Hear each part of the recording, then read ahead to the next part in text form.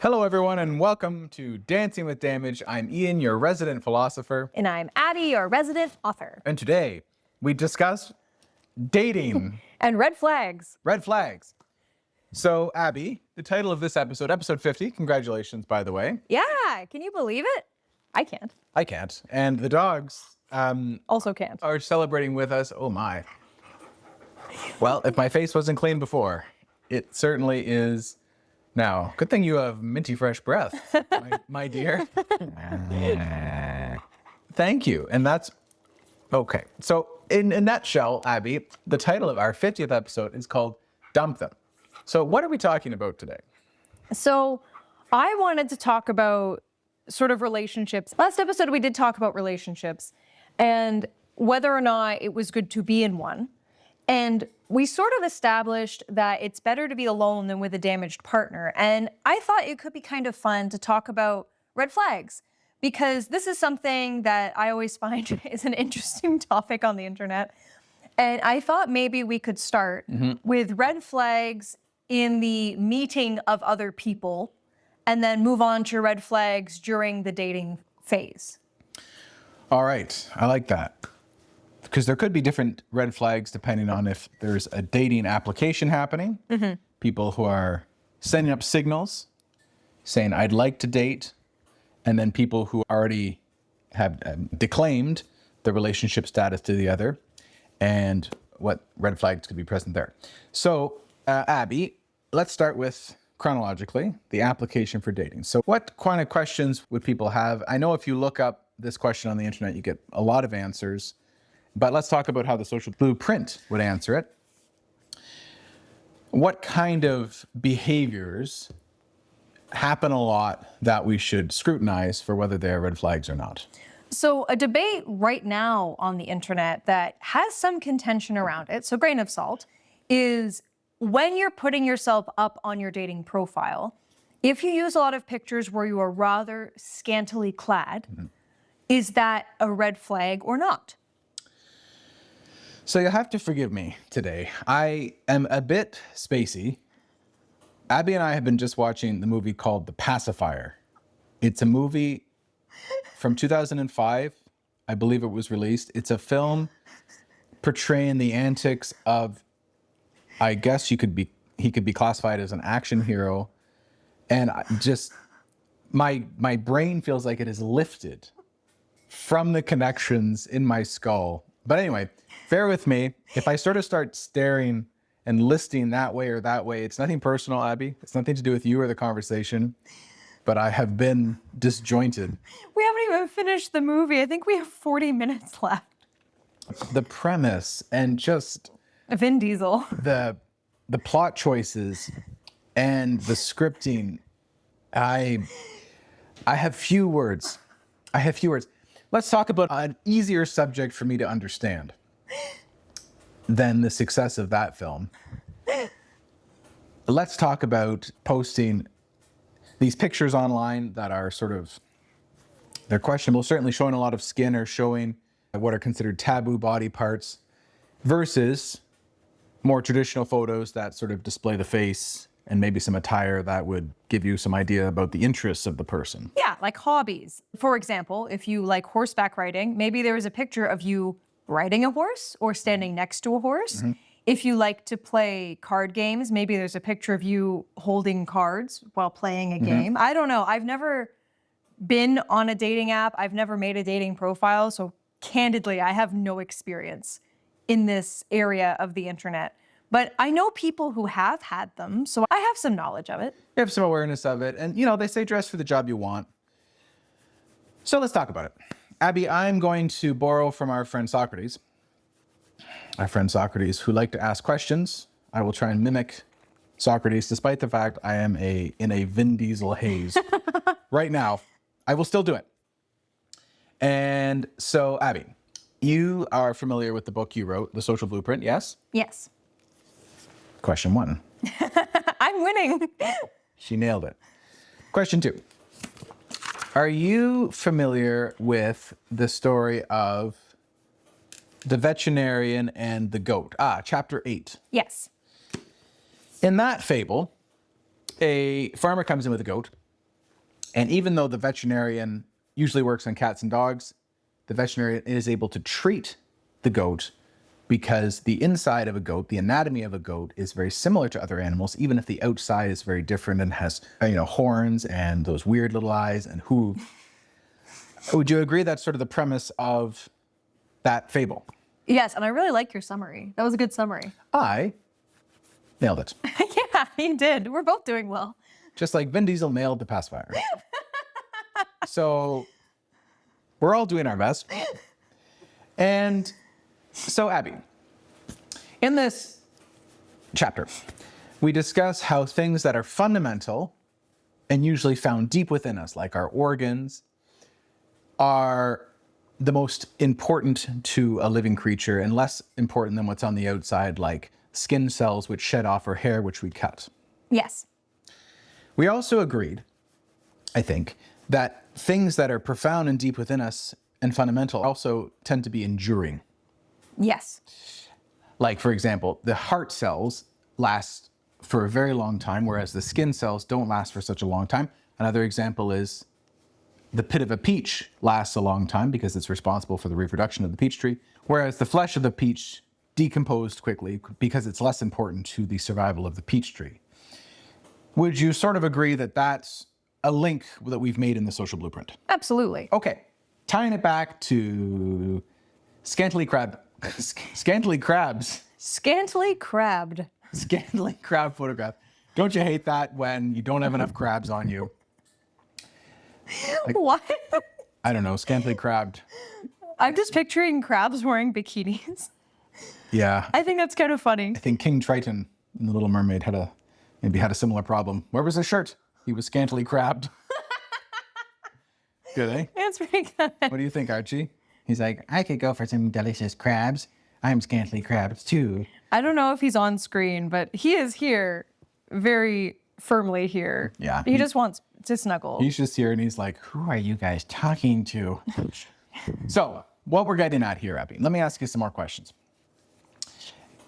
When we talk about a relationship, is there a physical aspect of attraction that's part of it? I would agree. In a relationship, is there also an element of common interests and things like that? Yes.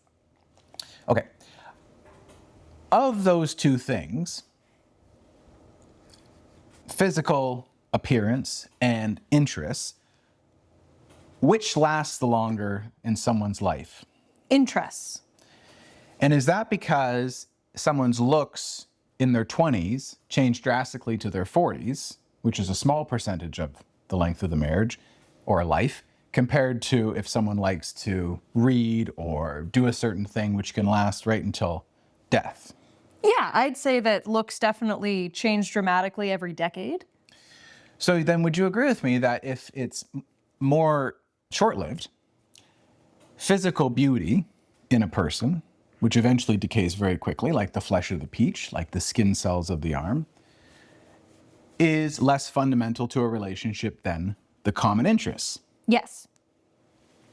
So then would you agree with me that by displaying a non-important aspect of the relationship, the person who is wearing scanty clothing to promote their physical attractiveness is sending a signal that they're not looking for the fundamental importance in a relationship? Ooh, I would agree with that.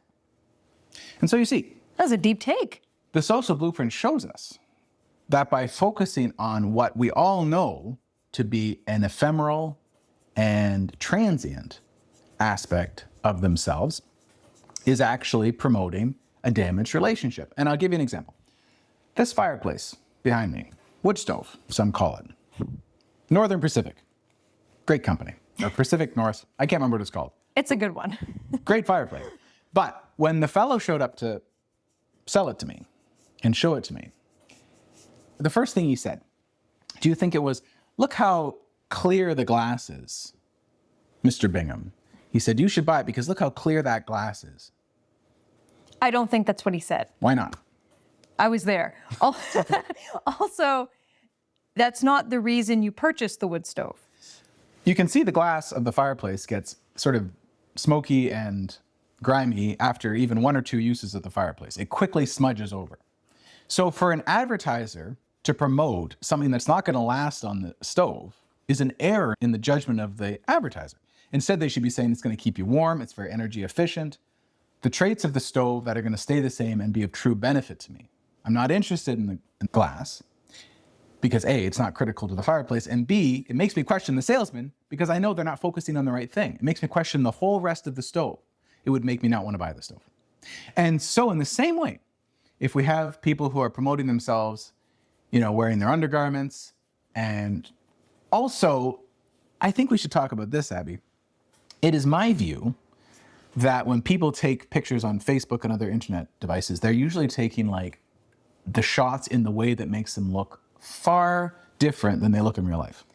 There are definitely filters and angles you can use to maximize how you look, which for like maybe an advertising campaign for a TV or like a perfume or something, I can totally see how that would work. But if you're going to meet someone in real life, it's good to look good, but you don't want to look so different from your real self that someone will be disappointed in you, because you could be very beautiful, but you make yourself look so different using camera angles that it's sort of like they're disappointed in your beauty, even though you're unnaturally beautiful in the first place. Right, so that's sort of a separate issue. But it would be like if the salesman said to me, well, it's got a very clean window on the fireplace, and then when we got the fireplace under warranty, it had like a reflective window or like a cracked window. And it's like, well, I'm definitely going to return this because it's the selling feature you sold me on and it's not what I thought it was going to be. Let's put that aside for a second. Did we sort of discuss the issue of the posting of semi-naked photographs? Yeah, you know what? I really like how you summarized that. It was basically the more fundamental to a relationship the information you put out is, like your hobbies, your interests, who you are as a person, how you get along with other people, the more likely you are to be looking for a long-term committed relationship. Or if you are posting more superficial images and information about yourself, you are more likely looking for a superficial relationship, and it's unlikely that will become a long-term meaningful relationship based on those signals that are being put out. I like that. I like that a lot. That's right. Same idea if Abby, a baker, when she was selling pies, focused all her advertising on how great the box was on the pie. And that's what it was on the sign. Try our pies. We have the best boxes. That's funny. You would be like, I'm not getting that pie. No. This baker is not getting the point of a pie. And we don't think about it that way, but that's actually what's happening when we promote ourselves in semi-dress or trying to be, what say you? I have a question that's unrelated, but related to the box. Oh boy. This is really weird. Tim Hortons roll up the rim to win. They're promoting the cups over the coffee. Are they saying their coffee's bad and you should buy it because you could win a car? Well, think of it this way. What is the Tim Hortons Corporation doing that promotion?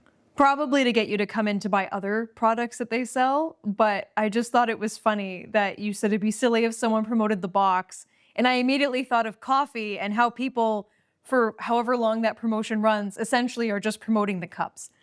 I just thought it was funny because it was a real life example of that. And I don't know if it's in any way relevant, but we've been watching The Pacifier, so. Yeah, you can't listen to us.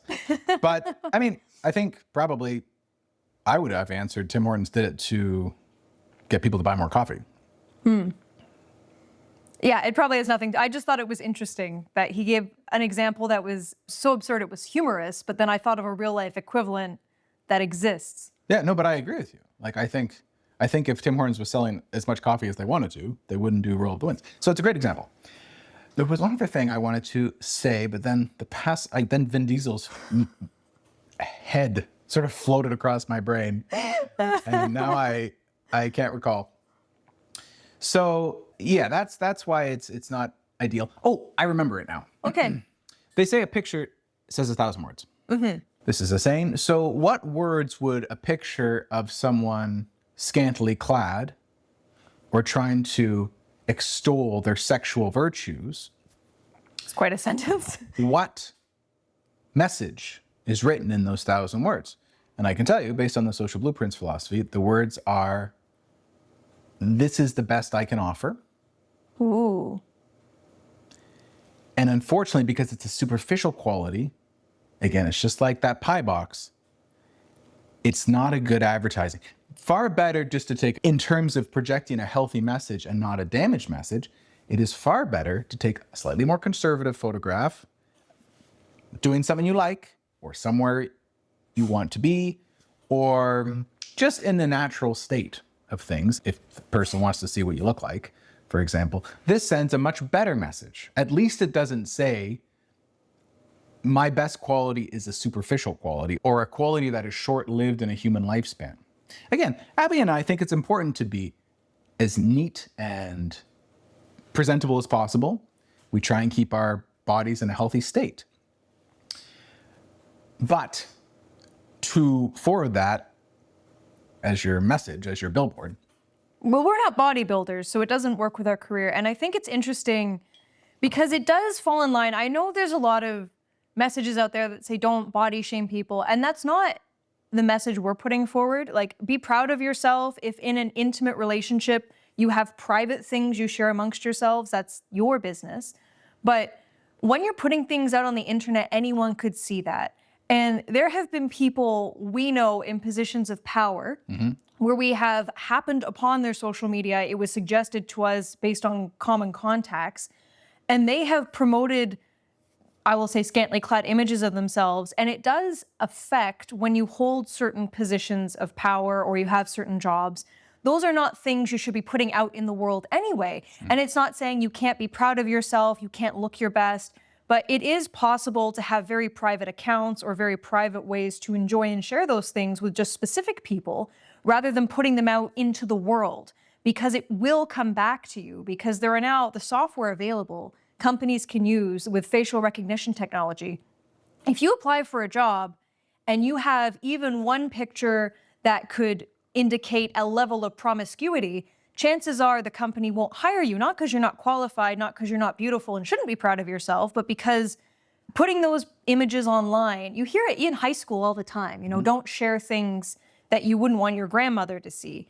Putting that online, really, there's not much benefit, because to me it says, I'm here for a good time, but not a long time. And there are other ways to put that message out there if that's your goal. And you shouldn't jeopardize your long-term career path and possibly long-term relationships by putting something out there that people could see who you wouldn't want to see that. That's right. Yeah. So, Abby, what is the definition of damage? Let's go back to basics. What is the definition? It is a self-destructive tendency that makes it hard for you to have positive social relationships, where you do things that sabotage having those positive relationships subconsciously. That's right. It's basically self-destructive tendencies. So when we talk about those kind of pictures, and Abby mentioned promiscuity, these things by themselves don't hurt other people. They're not crimes. But what Abby said about what would your grandmother think is very relevant here, because taboos and stigmas exist and have power. This is an irrefutable fact. They exist in this generation. And so, because they exist, even if we don't like them, even though they shouldn't exist, they do. And so to do something that could offend possibly someone in a position of power, an employer, a family member, or even subordinates who are supposed to respect you, who could use this to try to besmirch you or take down your position of power, is self-destructive. Again, Abby and I are not saying that being promiscuous or showing your sexuality online, there's nothing wrong with it. It literally is a victimless situation. unless you're under the age of 18. Yeah.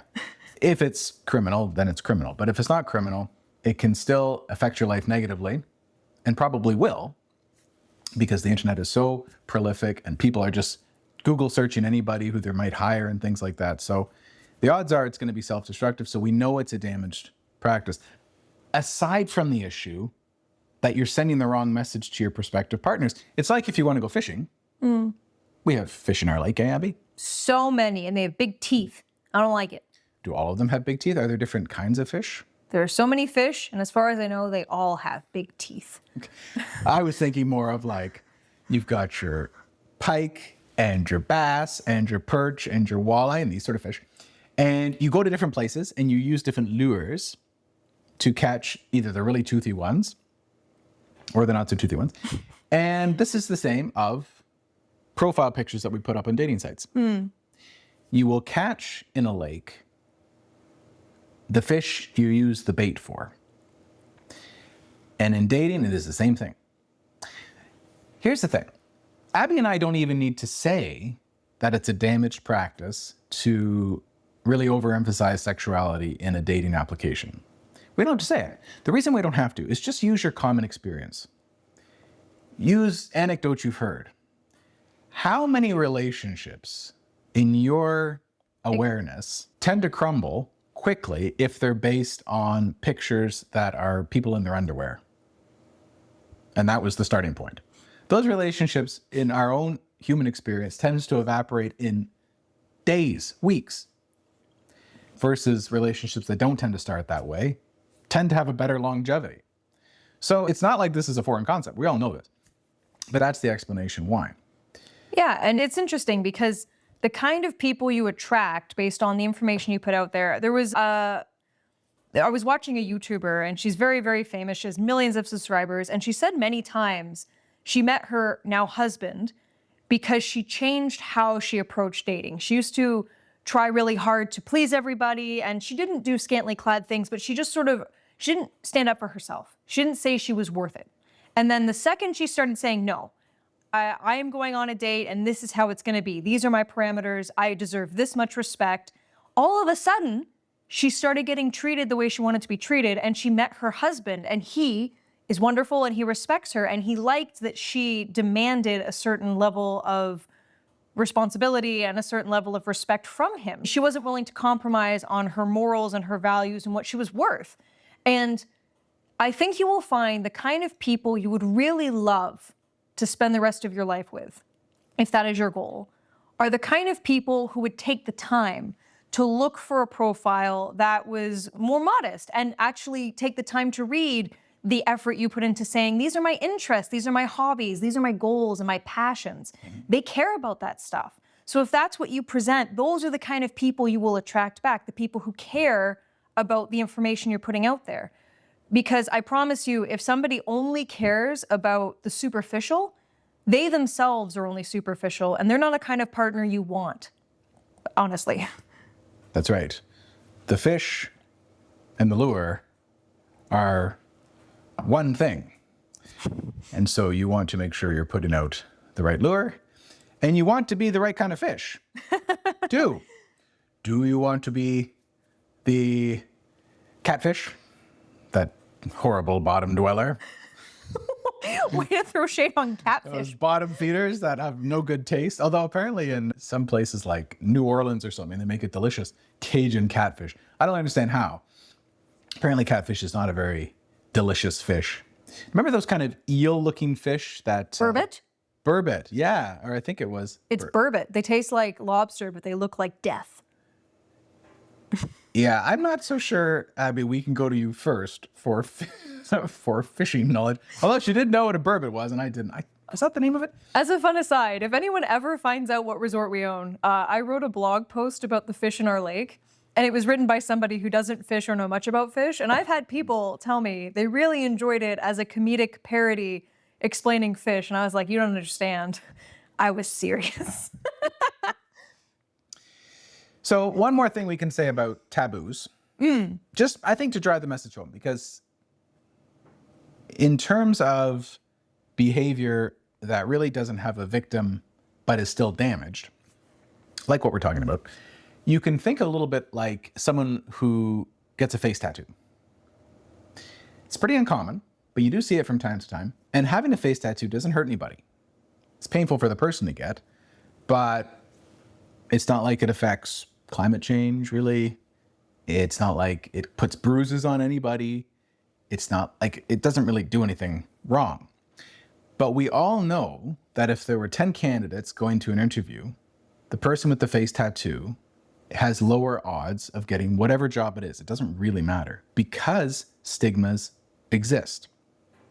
And until they don't exist, behaviors that are reasonably certain to disadvantage us as we try and progress through life for such a low return on investment are damaged behaviors. And that's what we're talking about with these pictures and overly sexual behavior. Again, nothing wrong with it, but for the fact that it tends to cause people to have difficulty in their own lives. So I think maybe in the next episode, we talked a lot about one aspect, what you could call red flag in a dating application. The lure, as it were, in fishing. That's right. And a lot of people make that metaphor. Even I think there's a website, Plenty of Fish. Oh my gosh, I've heard of that. That's a dating app. Well, I don't think I'm the first person to think of finding a romantic relationship like fishing for a fish. I think Plenty of Fish in the Sea comes from that. I hope. Unless somebody just really liked fish and they're like, I love seafood. I want to start a dating website also. About seafood. First they thought it was like a pet store. I thought it was a religious one. I don't know. I thought it was like a Catholic one, like Jesus with all the fish, maybe? Oh, is plentyoffish.com a... I don't know. This is my perception based on I'm not sure what, but that was my perception. But that's interesting. I don't know. You know, I disagree with, you talked about a YouTuber who said that they sort of outright at the beginning of dates changed how they approached it and sort of stated what they expect, their expectations at the beginning. I think it's great what that person did. I'm glad that they found love. But here's how I would do it. I wouldn't do that because, let's put it this way. Let's say there's a food critic, comes into a restaurant, and nobody knows they're a food critic. And the chefs just serve the meals as they do, the waiters just wait on the tables as they do, the cleaning staff cleans as they do. Critic leaves, writes a review. Scenario 2, critic comes in. I am a critic. They are whatever accent that was. I was trying to do the guy from Ratatouille, but... You failed. Sir. Critic comes in. Oh, everyone's on their best behavior. The chefs make everything real nice. The waiters make sure that they're wined and dined. You could eat off the floors. At the end of the day, which critic can write a better review about the restaurant? The one who was anonymous. My thought for your friend or your... This person does not know I exist. I just enjoy her YouTube styling. My thought for that person is that was very wise what she did, and I applaud it. But I wonder if she could have got a better result quicker by having those standards, but not advertising them. Because then maybe it's easier to weed out the problematic people who don't know what bars they have to jump over to get what they want. Have the standards, and then as things arise, mention the standards. I would say have the standards, keep them close to your vest, and act on them immediately. And that's the fastest, that would be my dating advice. That's the fastest way probably to sift the wheat from the chaff, or the chaff. Chafy chaff. If you're getting chafed, sifting the wheat from the chaff, Vin Diesel. Next episode, I think this is a really good segue into while you're dating, because the first step was talking about trying to attract somebody to begin some kind of a relationship or a date. And now you are getting into whilst on the date, some red flags and maybe some green flags. So I think maybe next episode, we will talk about more flags of various colors and how to perceive those whilst on a date and or in a relationship. Vin Diesel. Thanks for tuning in. Have a great day.